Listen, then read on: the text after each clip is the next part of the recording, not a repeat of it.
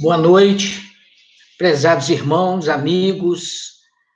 Nós estamos iniciando mais uma reunião espírita do Núcleo Espírita, do Grupo Espírita Dias da Cruz, de Caratinga, Minas Gerais. Estamos fazendo através de uma live em função da situação de evitar aglomeração. Então, nós estamos iniciando a reunião, conforme de praxe, todas as quintas-feiras, 19h30, estamos juntos, o Grupo Espírita e todos os participantes da reunião. Nós queremos dar as boas-vindas a estarem conosco os irmãos espíritas, não espíritas, de outros credos religiosos, ou simplesmente interessados em ouvir alguns pontos com relação à doutrina espírita. Para nós é um prazer, uma satisfação estar com todos. Nós vamos, nesse momento, para ajudar-nos a conectarmos com Deus, porque conectados através da live, através do mecanismo eletrônico, nós já estamos. Mas é importante que a Deus nós só vamos conectar com os nossos pensamentos. Então, para nos ajudar nessa conexão com o nosso Criador, o Divino Senhor, nós vamos ler uma breve mensagem curta do Espírito Emmanuel no livro Caminho, Verdade e Vida, para ajudar a gente a conectar. E vamos, então, iniciando. A mensagem intitulada Cartas do Cristo. Então, nós vamos iniciando esta mensagem quando Emmanuel pega um trecho do livro o Coríntios, de Paulo, que diz o seguinte: porque já é manifesto que sois a carta do Cristo, ministrada por nós, escrita não só com tinta, mas com o Espírito de Deus vivo, não em tábuas de pedra, mas nas tábuas de carne do coração. E Emmanuel, a partir daí, faz um breve comentário para nós, dizendo: é singular que o mestre não haja legado ao mundo um compêndio de princípios escritos pelas próprias mãos. As figuras notáveis da Terra sempre assinalam sua passagem no planeta, endereçando à posteridade e sua mensagem de sabedoria e amor, seja em tábuas de pedra, seja em documentos envelhecidos. Com Jesus, porém, o processo não foi o mesmo. O mestre, como que fez questão de escrever sua doutrina aos homens, gravando-a no coração dos companheiros sinceros. Seu testamento espiritual constitui-se de ensinos aos discípulos e não foram grafados por ele mesmo. Recursos humanos seriam insuficientes para revelar a riqueza eterna de sua mensagem.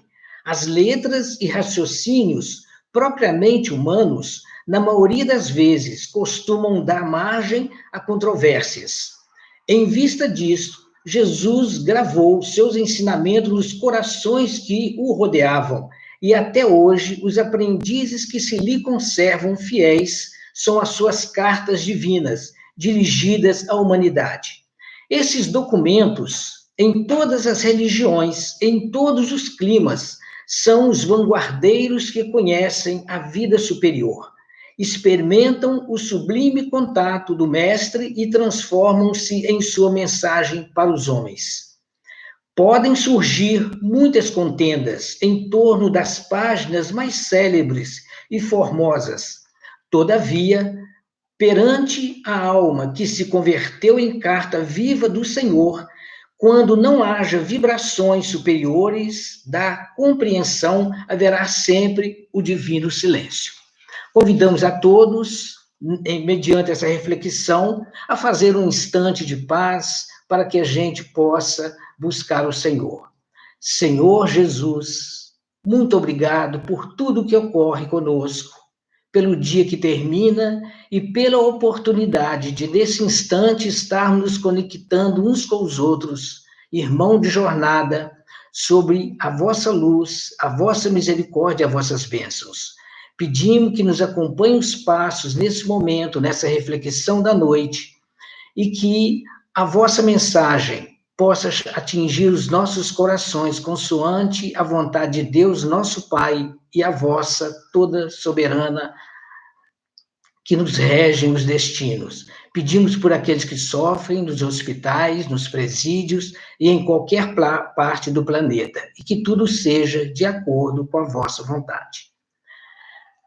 Pois bem, nós estamos aqui, nesse instante, após essa introdução, e vamos fazer uma reflexão, que não vai ser muito longa, com relação à situação do momento.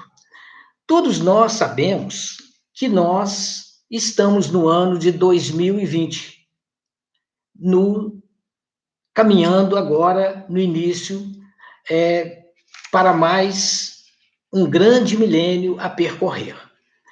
Sendo assim, nós refletimos como estava o mundo há 2000 anos passados.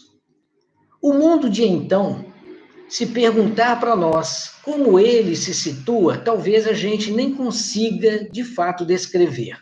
São tantas as situações, das mais variadas, que estão nos surpreendendo neste início do terceiro milênio, de tal forma que é difícil a gente descrever, propriamente dito, com poucas palavras, o que está acontecendo, como estamos vivendo, como nós enxergamos o mundo.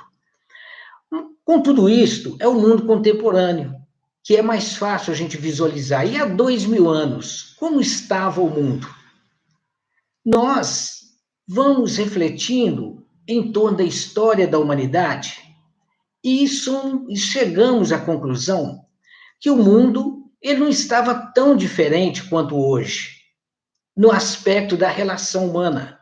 É evidente que hoje nós estamos um pouco mais avançado nesse ponto, mas nós sofríamos quase que as mesmas situações de sentimentos, situações das mais diversas que nos surpreendiam, nos colocando de uma certa forma insegura. Mas uma coisa, no passado, há 2000 anos, nós tínhamos uma preocupação quase que generalizada.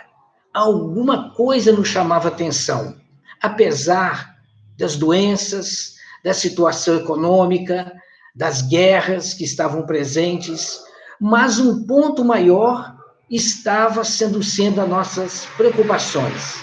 Era a personalidade de Jesus. Jesus, ele nasceu, nós sabemos, no ano 1, vamos falar assim, da nossa era.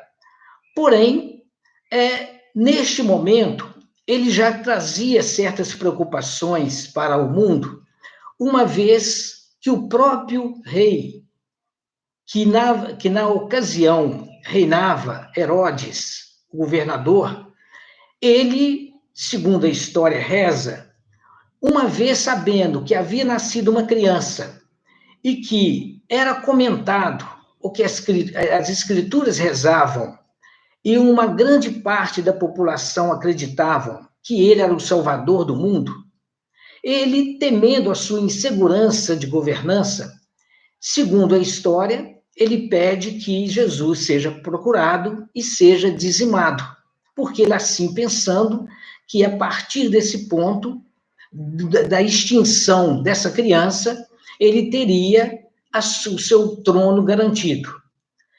Mas não só ele se preocupava com Jesus. Nós vamos ver que reis, conforme os reis magos, e toda uma gama de criaturas da sociedade passaram a partir daí procurar Jesus.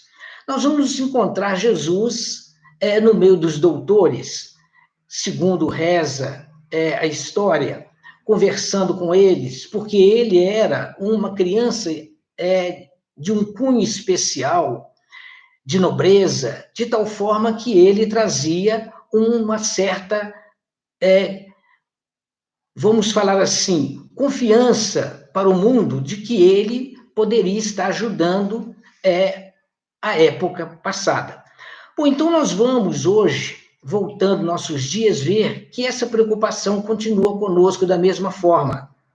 Mas nós não sabemos tudo e de fundo o que realmente ocorria com Jesus naquela época, porque nós temos poucos registros da história. Hoje nós estamos procurando resgatar através de fósseis, através de escavações, mesmo assim de uma certa forma um tanto quanto incerta. Temos os evangelhos que descrevem muitos feitos de Jesus, mas temos também João falando conosco que se nós fôssemos resgatar tudo que Jesus fez, tudo que Jesus falou, tudo que Jesus ensinou, no mundo inteiro os livros não caberiam. É evidente que isso é uma hipérbole, isso é uma forma de falar, uma expressão para nos dar a entender o quanto Jesus ensinou, falou e realizou. Com tudo isto, nós sabemos que todos os feitos humanos, todas as realizações, elas ficam registradas no tempo e no espaço no mundo espiritual. As realizações individuais de cada um de nós, elas ficam registradas no nosso arcabouço espiritual, no nosso corpo espiritual. De tal forma que, dessa forma, é que se registram em todos nós as nossas encarnações, os nossos passos, nossos feitos, as nossas realizações, as nossas construções, as nossas desconstruções, as nossas condição de altivez ou não, de tal maneira, de tal forma que nós vamos levar isso por todo o infinito da eternidade. Jamais nós vamos perder esses registros. Registros ontem, perdidos no tempo, estão registrados em cada um de nós, em cada ser humano. Por esse motivo, é que nós acreditamos e temos a certeza, e a doutrina espírita vem trazer a todos nós a filosofia da reencarnação, que já era uma crença, que é uma crença milenar, porém de uma forma científica, mais adequado à nossa compreensão e à verdade que ela nos apresenta. Bom, então nós perguntamos, por que é que nós não lembramos de todo esse nosso passado distante? Por que exatamente é uma bênção de Deus? Porque no decorrer do nosso processo milenar de caminhada, todos nós não tivemos ações, não tivemos grandes realizações. As nossas posturas, elas foram mais infelizes do que felizes. E hoje, essa forma de obscurecer o nosso passado, para nós é muito bom, porque nos dá uma tranquilidade para que a gente possa edificar um futuro na realidade do presente de uma forma melhor. Porém, à medida que o espírito vai crescendo, ele vai se esforçando para se situar no bem, caminhando, se aproximando de Deus, nas condições de virtudes, na condição de sabedoria. Ele vai tendo acesso a esses arquivos do passado. Jesus, no Evangelho de João, no capítulo 14, versículo de 14 a 17, ele nos diz que ele enviaria o Consolador prometido. E o Consolador prometido teria missão de fazer-nos lembrar todos os seus ensinos e ensinar-nos muita coisa que na época ele não poderia fazer. E ele denomina este Consolador prometido como um Espírito de verdade. E a doutrina espírita, ela veste-se como sendo o Espírito de verdade. Segundo a espiritualidade superior, a doutrina espírita é o Espírito de verdade, ou seja, ela é o Consolador prometido por Jesus, tendo a missão, então, de resgatar todos os ensinamentos de Jesus, que talvez a gente tenha esquecido ou não estamos vivenciando, e, ao mesmo tempo, trazer-nos outras propostas, ou outros ensinos, outras condições didáticas, para que a gente possa melhor compreender Jesus. Desta forma, nós podemos voltar ao passado, dentro das revelações que surgem através da espiritualidade, e que a doutrina espírita, ela nos traz através do acervo, buscando no acervo espiritual, e os espíritos voltando às suas realidades do passado, quando eles têm essa condição de nos trazer grandes informações e também muitas novas revelações que nós podemos, então, melhor estar compreendendo o que foi, como era há 2000 anos e como a vida passada ela se encontrava. Ou então, sendo assim, é que nós vamos conversar um pouquinho, de forma muito breve, com relação a este livro que nós vamos apresentar, que se chama Há 2000 anos. Eu não sei se ele está aí de cabeça para baixo, ou como é que está a imagem, mas ele é intitulado Há 2000 anos. Ele foi ditado pelo Espírito Emmanuel, através da mediunidade franciscana de Xavier, e editado pela Federação Espírita Brasileira, pela editora da Federação Espírita Brasileira. Este livro, ele compõe-se de duas partes. A primeira parte, ele apresenta 10 capítulos, e a segunda parte também mais 10 capítulos. E o livro Há 2000 anos, escrito pelo Espírito Emmanuel, ele começa a relatar a vida do Espírito Emmanuel, que ele assim se propôs nos acontecimentos de há 2000 anos, quando ele vivia, nesta época distante. E ele, então, nos apresenta toda uma história e um enredo romanceado e, ao mesmo tempo, filosófico, simultaneamente evangélico, através de formas que nós podemos não só resgatar a história, mas, acima de tudo, nos levar a termos novas propostas de vida. Então, este livro, logo no início, ele tem uma apresentação da editora, que é a Federação Espírita Brasileira. Esta apresentação, ela divide-se em 3 partes. Uma é a parte que Emmanuel vai se propondo a escrever essa obra. A outra parte é um comentário breve que a editora realiza sobre as propostas que Emmanuel vinha trazendo. E uma terceira parte, englobando esta apresentação, é uma oração, é uma prece do Espírito Emmanuel. Então, nós julgamos por bem apresentar essa apresentação, porque ela nos dá a conhecer a proposta do Espírito Emmanuel. Então, nós vamos, de forma breve, apresentar o seguinte. Este livro, ele foi lançado no dia 9 de fevereiro de 1939. Porém, foi no século passado, no final do século passado.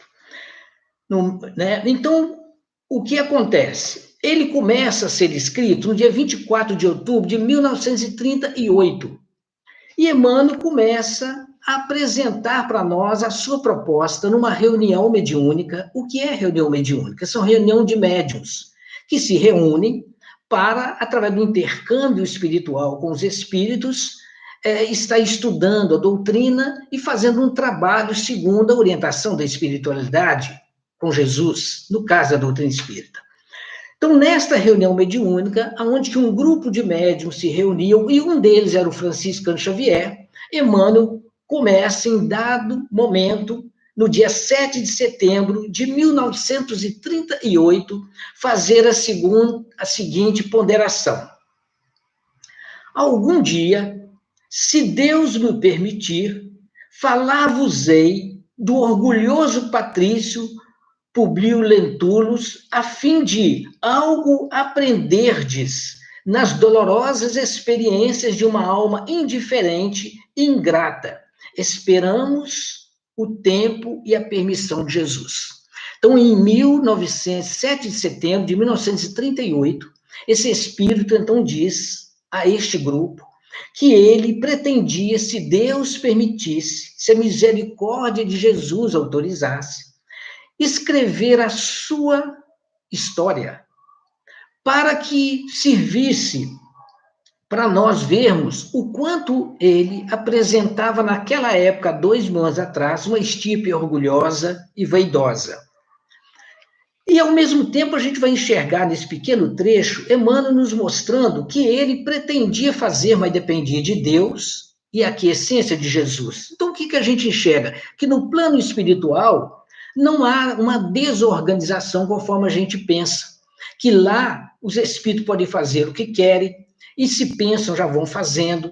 Quando se trata de trabalho a nível superior, há necessidade de autorização, de reportar-se a outros superiores, de tal forma que as autorizações superiores precisam de ocorrer. Então, Emmanuel já nos dá uma dica mostrando que lá não é começa a pensar agora e começar a fazer. Ainda mais quando se vincula um trabalho com Jesus. Mesmo que não sendo com Jesus, é Deus que administra a sua criação. Bom, então passa-se o tempo, mais ou menos daí a 44 dias, ele retorna a dizer para nós, já em 21 de outubro, ou seja, ele começa a dizer para nós, nesta reunião mediúnica, se a bondade de Jesus me permitir, iniciaremos o nosso esforço dentro de alguns dias, esperando eu a possibilidade de grafarmos as nossas lembranças no tempo em que se verificou a passagem do Divino Mestre sobre a face da Terra. Não sei se conseguiremos realizar tão bem como desejamos semelhante intento. De antemão, todavia, quero assinalar minha confiança na misericórdia do nosso Pai de infinita bondade. O que é que Emmanuel apresenta para nós? Que ele está na expectativa que essa autorização lhe seria dada. Ele estava na confiança de que seria recebido o aval. Seria deferido o seu requerimento, vamos falar assim. Porque ele já vem de forma esperançosa a nos mostrar que ele estava 44 dias, né, se fazia, aguardando com paciência. E nós já vamos começar a aprender com o Emmanuel, porque nós somos muito impacientes, nós queremos as coisas para ontem. A gente começa a sofrer hoje, e daqui 2 dias a gente já toma um comprimido, a gente quer melhorar. Nós queremos tudo para ontem. Sem que a gente tenha o mínimo de domínio, ou se temos o mínimo do mínimo, sobre as nossas condições humanas, porque quem rege é Deus. Bom, então ele já começa a mostrar para nós que 44 dias depois ele estava um tanto quanto esperançoso. Já 3 dias após, já no dia 24 de outubro, ele volta a se manifestar dizendo assim, agora, verificareis a extensão de minha fraqueza do passado, sentindo-me, porém, confortado em aparecer com toda a sinceridade do meu coração ante o plenário de vossas consciências. Orai comigo, pedindo a Jesus para que eu possa completar esse esforço de modo que o plenário se dilate além do vosso meio, a fim de que a minha confissão seja um roteiro para todos. O que é que Emmanuel nos apresenta de forma, uma magnitude impressionante? É que ele já vem, digamos assim, entre aspas, no bom sentido, soltando foguetes, muito satisfeito porque a gente enxerga que ele recebeu autorização, foi deferido o seu requerimento, e ele estava de forma muito satisfeita, mas, ao mesmo tempo, ele pede a nós orações que ele ia entrar num campo um pouco delicado, que ele ia voltar-se ao passado de 2000 anos, porque isso foi em 1938, de 2000 anos, onde que ele iria enfrentar a sua consciência, as suas condições de espírito, e que seria abalado as suas recordações. Isto graças a quê? Ele queria confessar ao mundo a sua luta de 2000 anos e a sua condição de um homem ainda que não conhecia Jesus, e ele queria também apresentar à nossa consciência a sua confissão. Veja só a humildade dele. Nós, hoje, temos vergonha de falar que nós tiramos do outro uma bala. nós temos certos relutância de falarmos para as pessoas a verdade das nossas inferioridades. Só que Jesus falou que não ficaria pedra sobre pedra e nada ficaria oculto. Então, nós já podemos estar imaginando que um dia tudo que nós estamos fazendo vai vir a lume. Tudo que nós estamos fazendo às ocultas serão conhecidos. Não adianta negarmos, porque vai estar gravado em nós e no próprio tempo e espaço. Então, Emmanuel vai se colocar sob a nossa consciência, nós vamos ver as suas condições e assim, humildemente, ele quer apresentar para nós e ele diz, para que isso possa servir de roteiro para todos nós. E o que é que ele diz? Que ele não desejaria que a sua confissão ficasse restrita àquele grupo, mas ele desejaria que isto fosse além do grupo, quando ele diz que de modo que o plenário se dilate, ou seja, daqueles que vão ver desnudada a sua consciência, além do vosso meio. Então ele está querendo colocar a público, a humanidade inteira, a sua postura. E no dia 30 de dezembro de 1938, ele comenta mais uma mensagem, já estava escrevendo a sua história, o livro, mas ele volta e comenta rapidinho mais a sua mensagem, dizendo o seguinte: agradeço, meus filhos, o precioso concurso que me vindes prestando. Tenho me esforçado, quanto possível, para adaptar uma história tão antiga ao sabor das expressões do mundo moderno. Por quê? Há 2000 anos, não tínhamos o vocabulário que possuímos hoje. Havemos de convir que havia uma diferença muito grande entre o nível intelectual de ontem e de hoje. Mas ele fazia com muito esforço, em benefício nosso.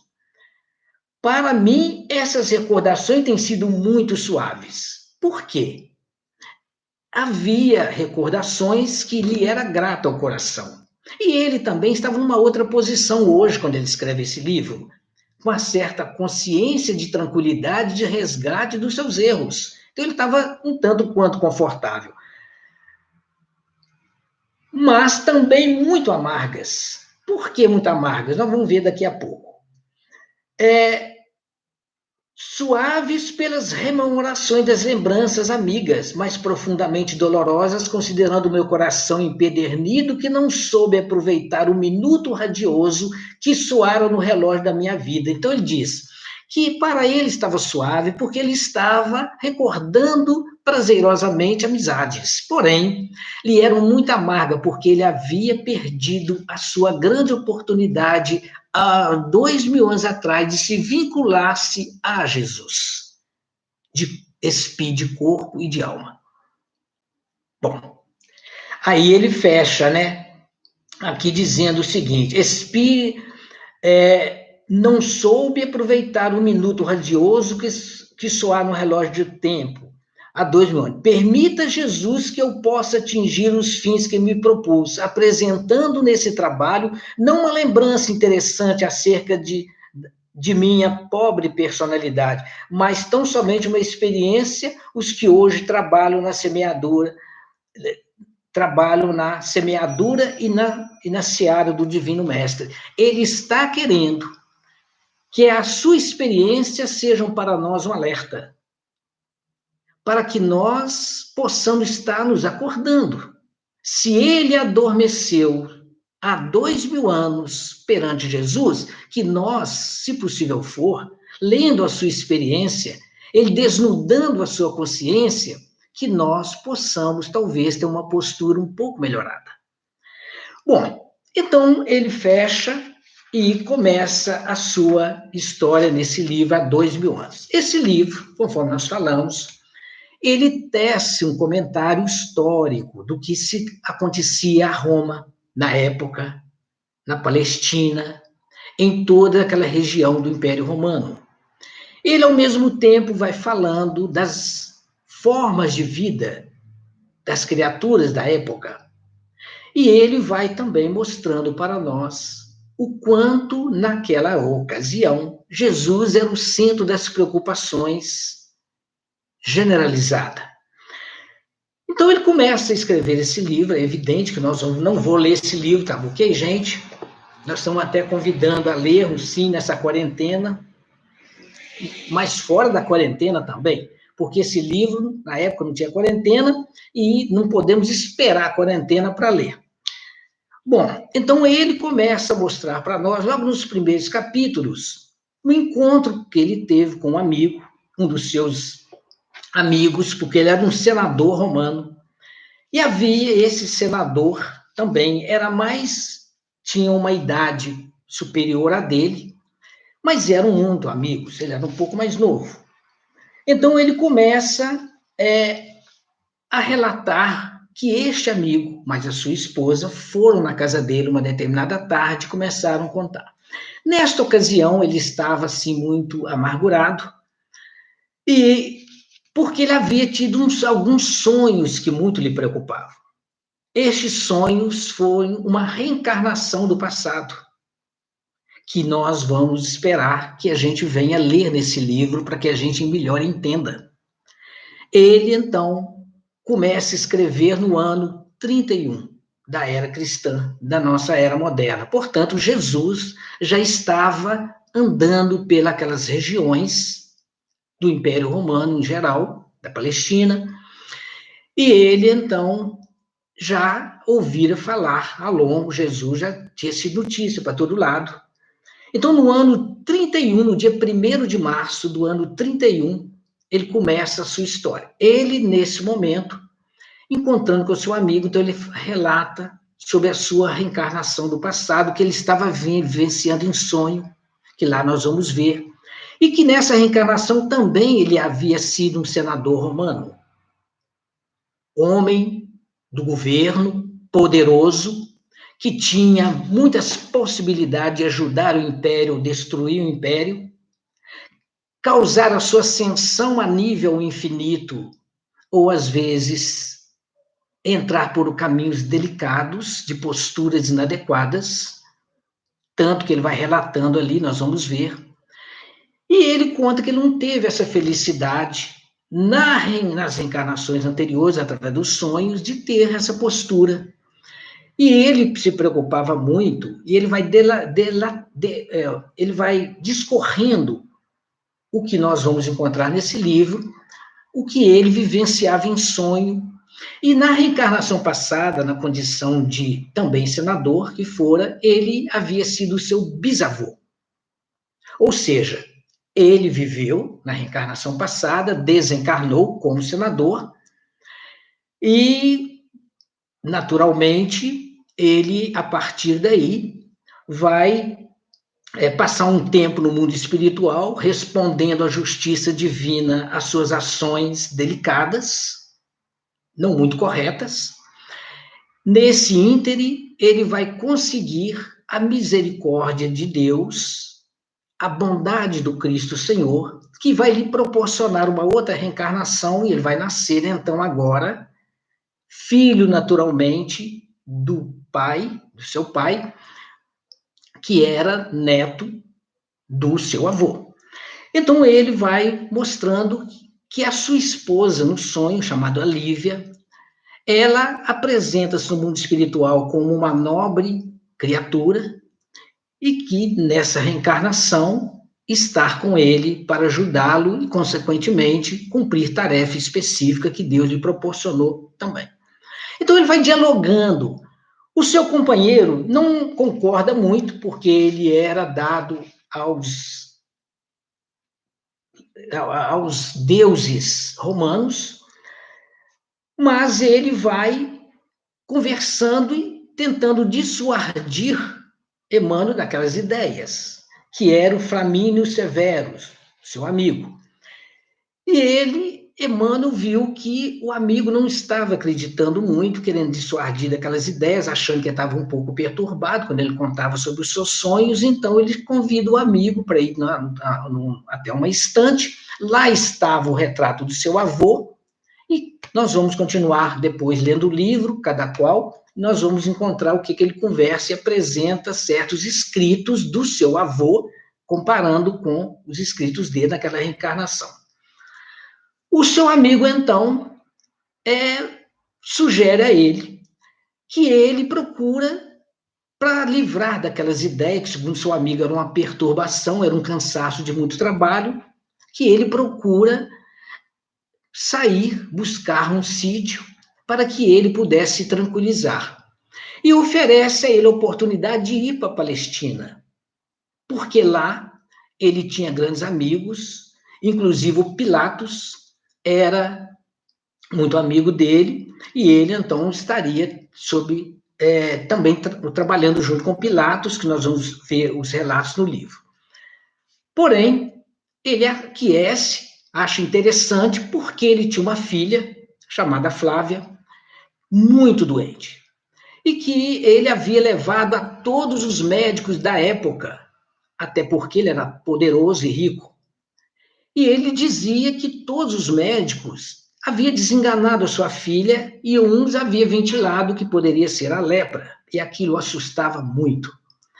Interessante que ele se propõe ir, porque de repente, em outras regiões, a sua filha poderia melhorar, com novos ares.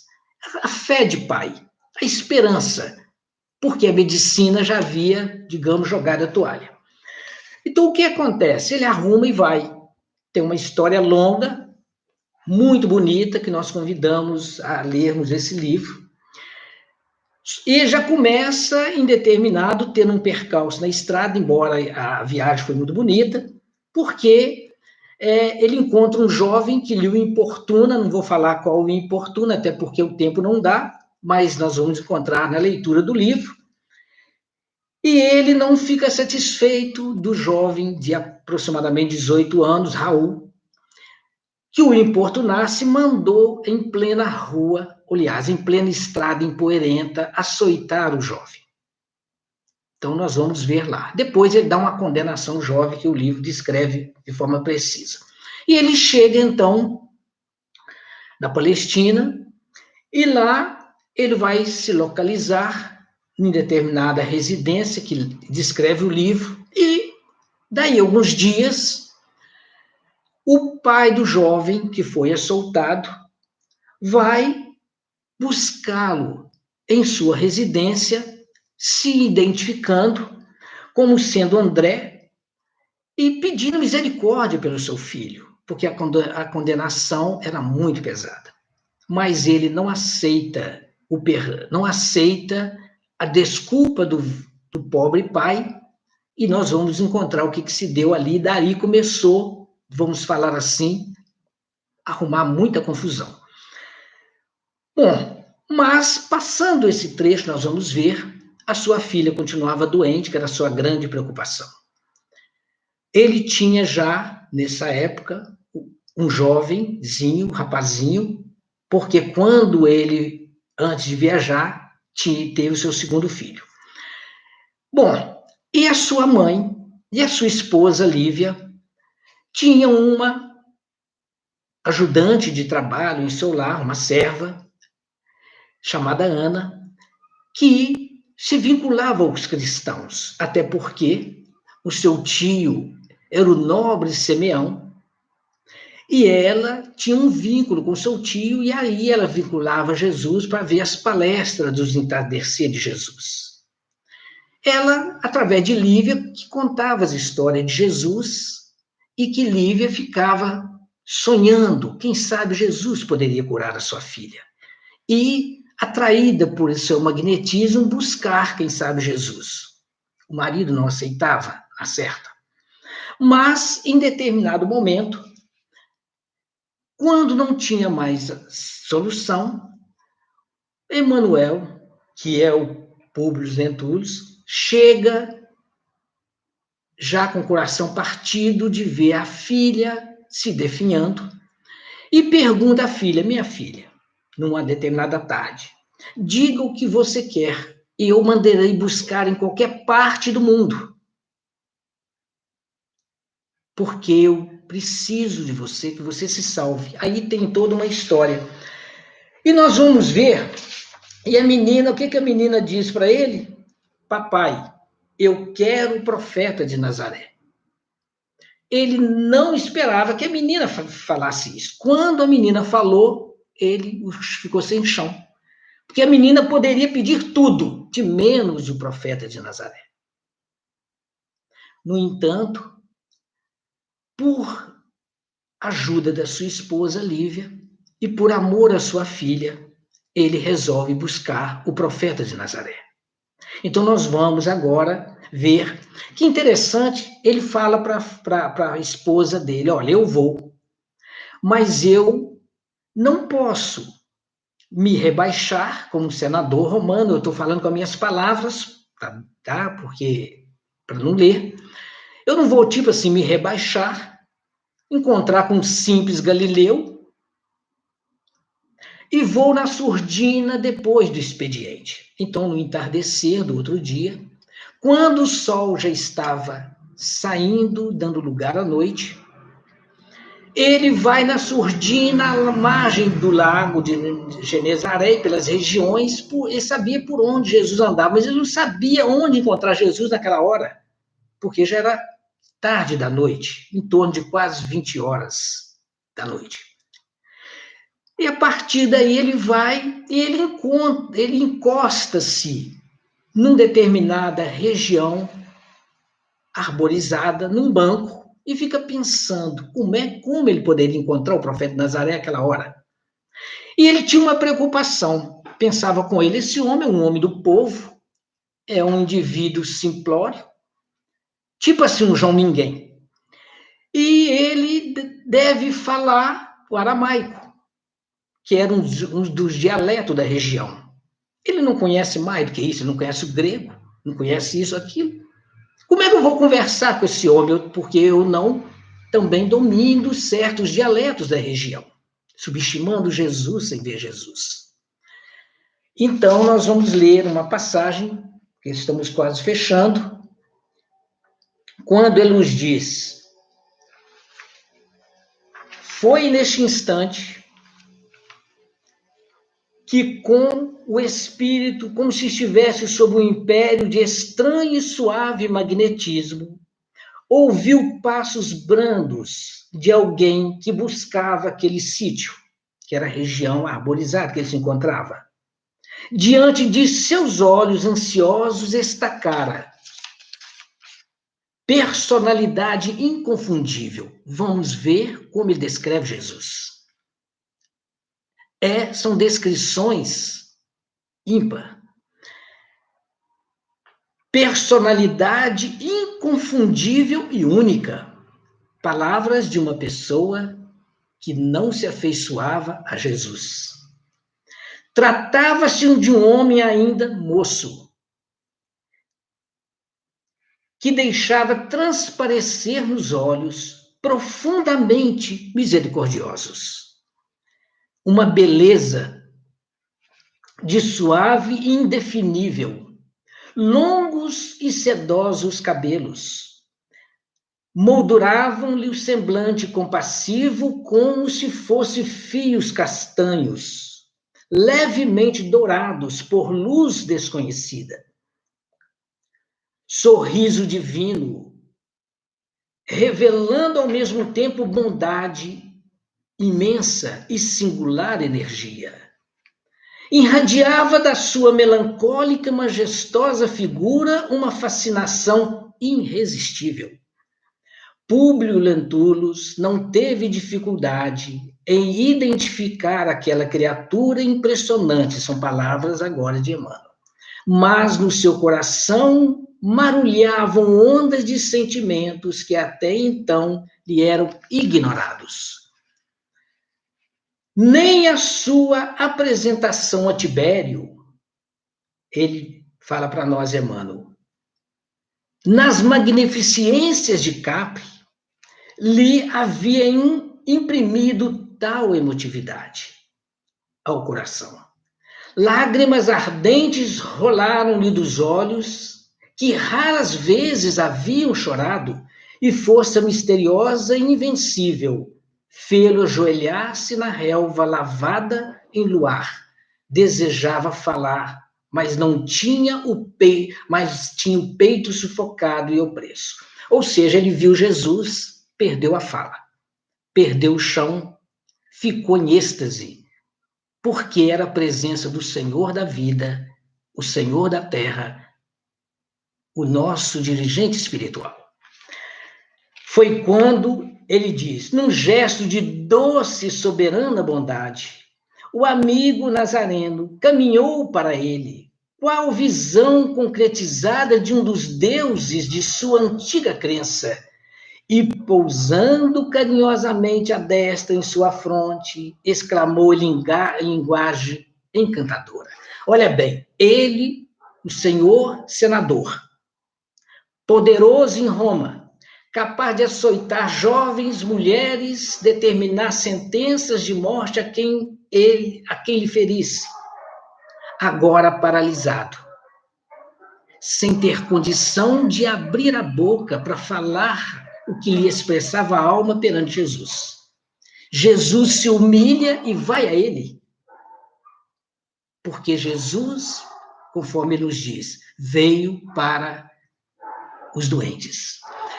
E ele continua dizendo o seguinte: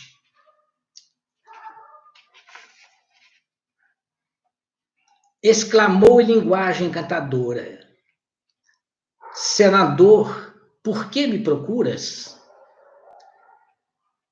Pergunta de Jesus.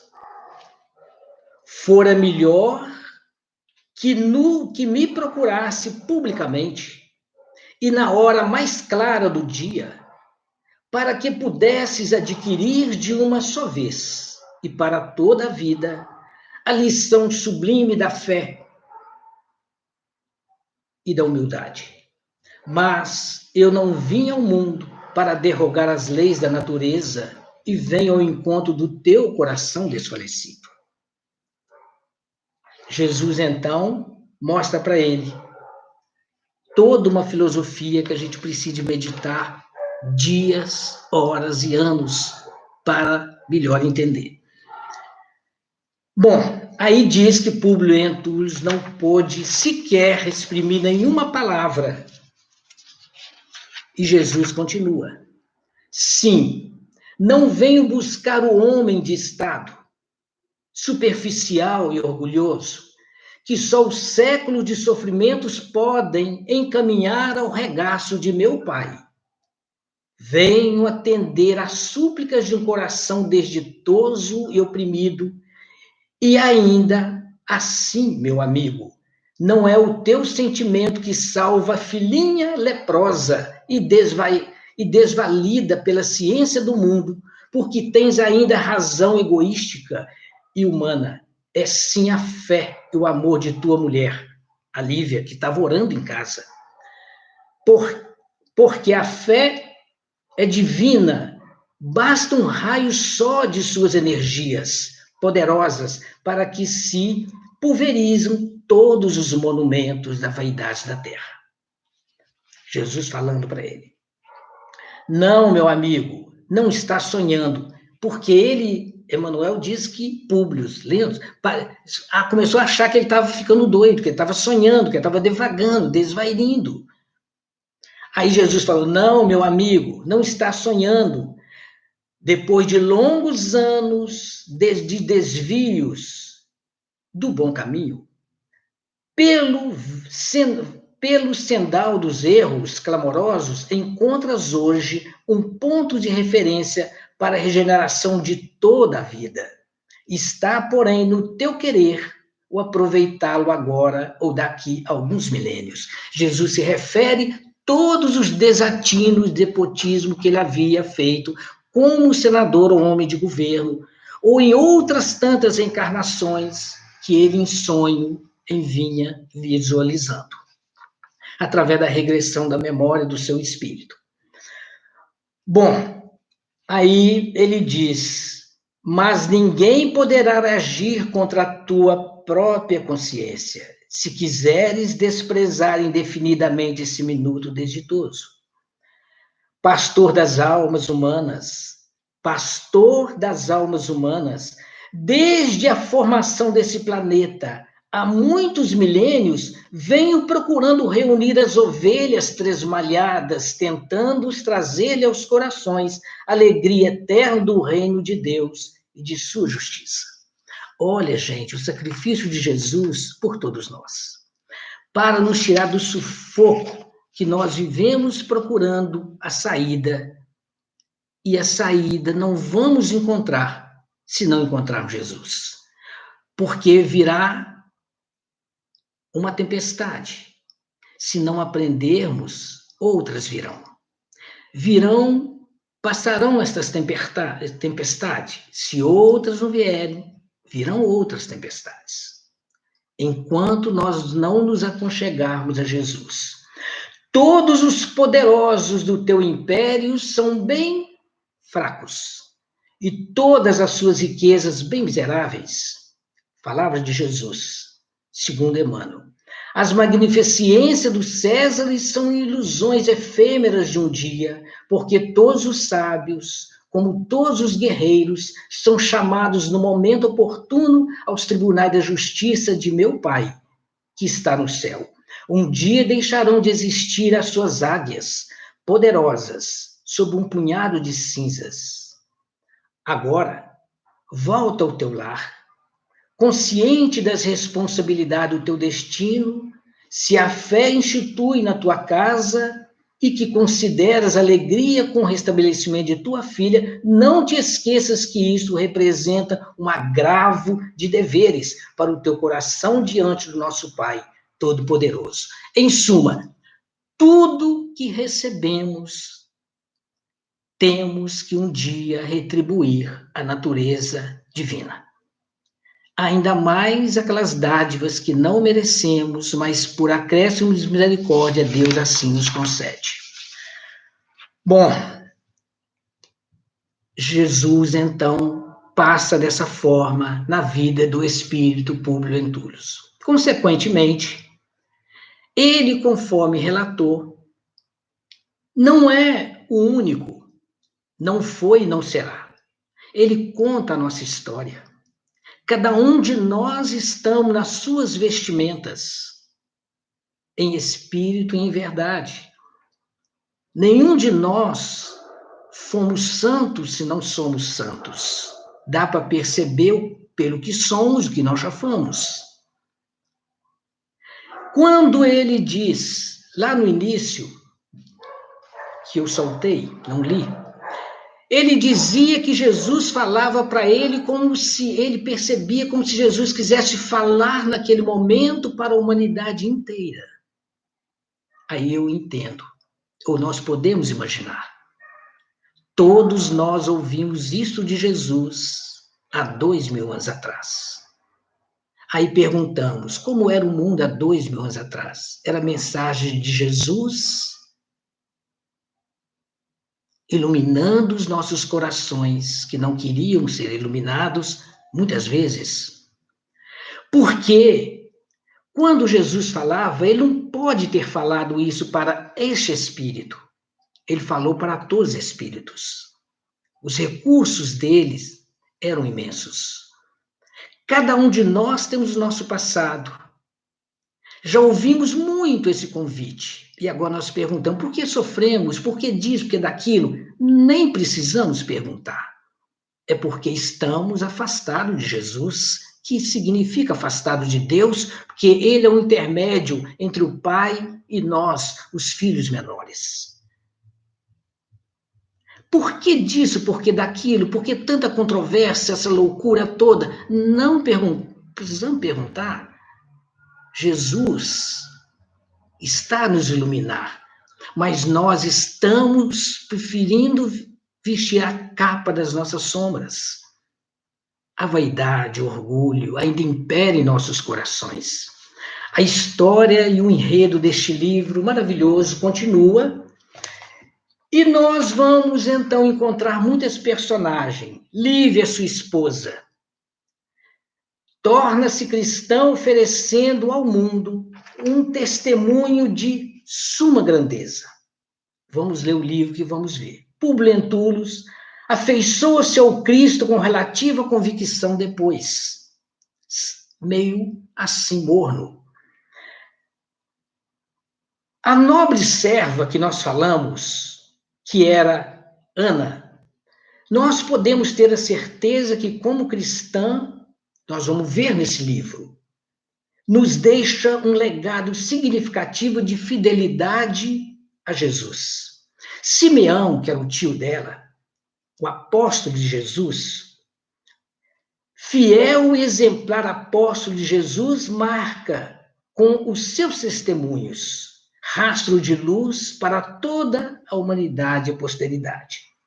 Quantos outros personagens deste livro ajudam-nos a melhorar, a conhecer e viver Jesus? São muitos.